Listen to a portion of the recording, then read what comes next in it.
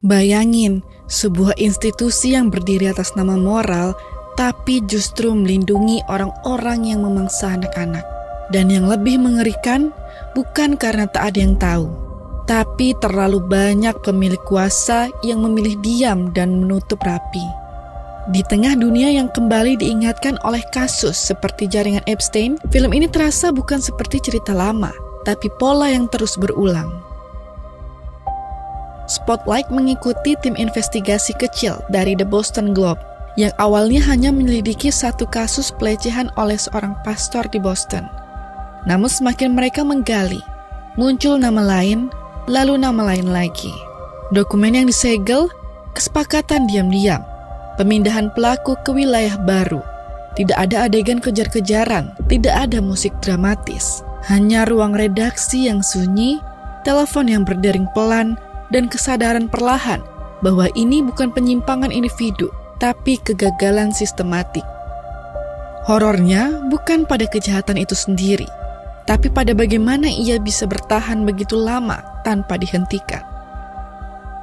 Film ini diangkat dari investigasi nyata tahun 2002 yang berhasil mengungkap puluhan pastor terlibat pelecehan di wilayah Boston saja, dan kemudian membuka ribuan kasus serupa di berbagai negara.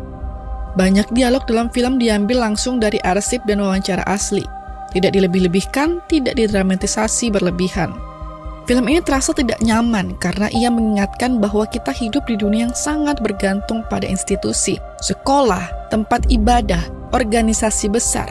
Kita percaya karena kita ingin merasa aman.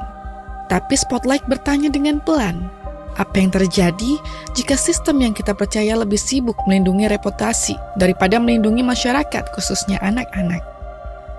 Disutradarai oleh Tom McCarthy, film ini tidak dibuat dengan menyerang iman, ia dibuat untuk menyorot akuntabilitas. McCarthy memilih pendekatan dingin dan faktual, karena yang ia kritik bukan keyakinan, melainkan struktur kekuasaan yang bisa membuat kejahatan terlihat seperti kesalahan administratif. Spotlight adalah tentang tanggung jawab dan tentang pentingnya pers yang bebas ketika sistem mulai menutup diri. Film ini tidak berakhir dengan kemenangan besar. Ia berakhir dengan daftar panjang kota-kota lain yang memiliki kasus serupa. Seolah berkata, ini bukan cerita tentang satu tempat, bukan satu agama, bukan satu era. Ini tentang bagaimana kekuasaan bekerja saat tidak ada yang mengawasinya. Apakah kita cukup berani untuk tidak ikut diam? Tulis pendapatmu di kolom komentar.